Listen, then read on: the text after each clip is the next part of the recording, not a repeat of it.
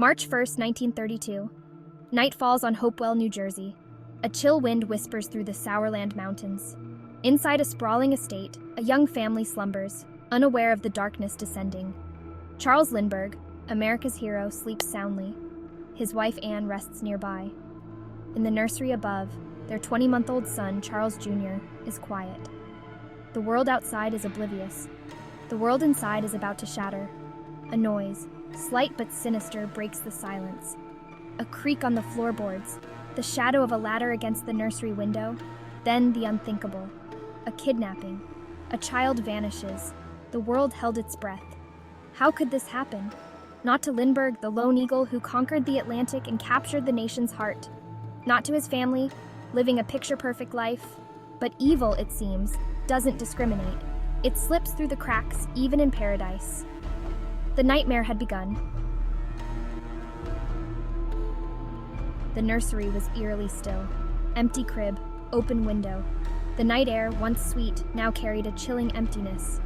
Anne Lindbergh was the first to discover the unthinkable. Her baby, gone. Panic seized her. A mother's worst fear realized. Charles Lindbergh, the man who stared down fear in the sky, was now face to face with it in his own home. The silence was deafening. No cries, no demands, just a gaping hole where his son should be. The police arrived, sirens screaming, shattering the night. But it was too late. The kidnappers, like phantoms, had vanished. News spread like wildfire. Lindbergh baby kidnapped. The nation recoiled in horror. How could this happen in America, in the safety of one's own home? The country, grappling with the Great Depression, found itself united in fear and outrage. The search was on. The investigation was a tangled web. Leads surfaced and disappeared. Suspects emerged from the shadows, each more suspicious than the last. The weight of the crime, the sheer audacity of it, cast suspicion on everyone. There was Violet Sharp, a maid in the Lindbergh home, harboring a secret that would prove fatal. John Condon, a well-meaning but eccentric intermediary, inserted himself into the case, further muddying the waters. And then there was Bruno Hauptmann, a German immigrant with a checkered past and a secret stash of ransom money. The public devoured every detail, their fascination tinged with morbid curiosity. The pressure mounted on the authorities. Find the kidnappers, bring them to justice. But the truth, like the missing child, remained elusive. The evidence was sparse, scattered like puzzle pieces in the darkness. A crudely constructed ladder leaning against the nursery window, a testament to the kidnappers' brazenness. A ransom note, riddled with misspellings and grammatical errors, demanding $50,000 for the safe return of the child. The money was delivered, a desperate attempt to appease the kidnappers and bring little Charles home. But the exchange was a cruel charade. The baby was not there. Hope, once flickering, began to dwindle. The case, once clear-cut, descended into a maze of dead ends and false promises. The nation watched, hearts heavy with a growing sense of dread. The image of the ladder, a symbol of shattered innocence, seared itself into the public consciousness. The kidnappers, once shadows, were now monsters lurking in the night. Section 5, A Nation Transfixed, The Trial of the Century. The trial of Bruno Hauptmann was more than just a legal proceeding, it was a national spectacle. The eyes of the world were on Flemington, New Jersey, where Hauptmann, the accused, stood before the court of public opinion. The prosecution presented its case, a narrative woven from circumstantial evidence and the weight of suspicion. Hauptmann, stoic and defiant, maintained his innocence. He was, he claimed, a victim of circumstance, a scapegoat in a desperate search for answers. The defense fought back, highlighting inconsistencies in the prosecution's case, but the tide of public opinion was against them. The jury deliberated for days, their decision carrying the weight of a nation's grief and anger. The tension was palpable, the courtroom air thick with anticipation. The verdict, when it finally came, would reverberate through history. Section 6. The verdict: justice or a hollow victory? Guilty. The word echoed through the courtroom, a collective gasp from the spectators. Bruno Hauptmann, the man accused of kidnapping and murdering Charles Lindbergh Jr., was sentenced to death. Justice, it seemed, had been served. but at what cost? The verdict, while welcomed by many, did not bring back the lost child. It did not erase the horror of that March night.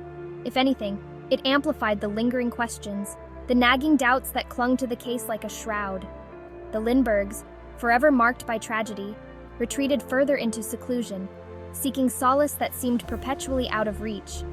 The nation, while relieved at the closure, couldn't shake the feeling that something wasn't right, that the full truth remained buried beneath layers of speculation and conjecture.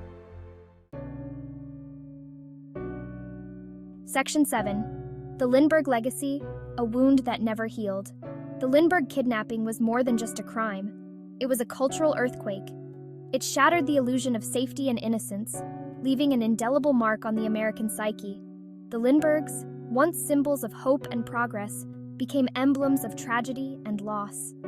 Charles Lindbergh, the hero who conquered the skies, retreated from the public eye, his spirit broken by the ordeal.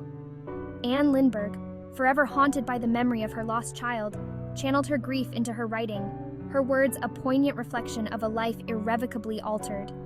The nation, too, was forever changed.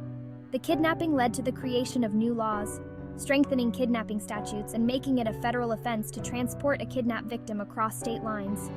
The Lindbergh Law, as it came to be known, was a direct response to the tragedy, a testament to the enduring impact of the crime. The specter of doubt lingering questions. Despite the trial and the verdict, doubts lingered. The evidence against Hauptmann, while compelling, was largely circumstantial. Questions remained unanswered, fueling conspiracy theories and speculation. Was Hauptmann a lone wolf or part of a larger conspiracy? Did he act alone or were others involved? Some pointed to inconsistencies in the evidence, suggesting the possibility of a frame-up. Others questioned the validity of key witness testimonies, suggesting they were coerced or unreliable. The passage of time, instead of dimming the controversy, only seemed to amplify it. The Lindbergh kidnapping, once a straightforward case of abduction and murder, evolved into a labyrinth of unanswered questions, a puzzle with missing pieces.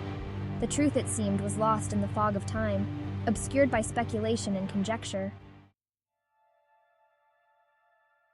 Beyond the grave, Bruno Hauptmann's last plea. Even in death, Bruno Hauptmann's name remained tied to the Lindbergh case. His wife, Anna, spent years fighting to clear his name, maintaining his innocence until her own death. She claimed that Bruno was a scapegoat, a convenient fall guy for a crime he did not commit. Appeals were filed, evidence re-examined, but the verdict stood. Hauptmann's guilt, while debated by some, remained the official narrative. However, the seeds of doubt, once sown, continued to germinate, nurtured by inconsistencies and unanswered questions. The Lindbergh kidnapping, it seemed, was destined to remain an open wound, a historical enigma that refused to be neatly resolved. The case, a tragic blend of crime, celebrity, and public fascination, continued to captivate and confound, a reminder of the dark side of human nature. Echoes of a kidnapping, the media's grip.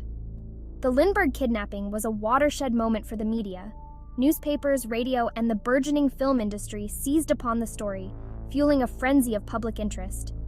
The case became a media circus, with reporters camped outside the Lindbergh home and the courthouse, hungry for any scrap of information. The public devoured every detail, their fascination a mix of horror, sympathy, and morbid curiosity. The Lindberghs, thrust into the spotlight against their will, became unwilling participants in a national drama. Their privacy invaded, their grief exploited. They became symbols of a nation grappling with a senseless tragedy. The media's coverage of the Lindbergh kidnapping, while criticized by some as intrusive and exploitative, also highlighted the power of mass communication in shaping public opinion and influencing the course of justice. The case became a cautionary tale, illustrating both the benefits and dangers of a media-saturated society. A crime for the ages, the enduring mystery. Decades have passed since that fateful night in 1932. The Lindbergh kidnapping, once a headline-grabbing tragedy, has faded into the annals of history. Yet the case continues to fascinate, its grip on the public imagination as strong as ever. Books, documentaries, and countless theories keep the story alive, each attempting to unravel the mystery and provide definitive answers. Was Bruno Hauptmann the lone perpetrator? Or did he take secrets to his grave, leaving behind a trail of unanswered questions? The Lindbergh baby kidnapping remains an unsolved puzzle, a haunting reminder of the darkness that can lurk beneath the surface of even the most idyllic settings. It is a story of loss, grief, and the insatiable human need to make sense of the senseless. And as time marches on, the legend of the Lindbergh kidnapping will likely endure, a chilling tale whispered across generations.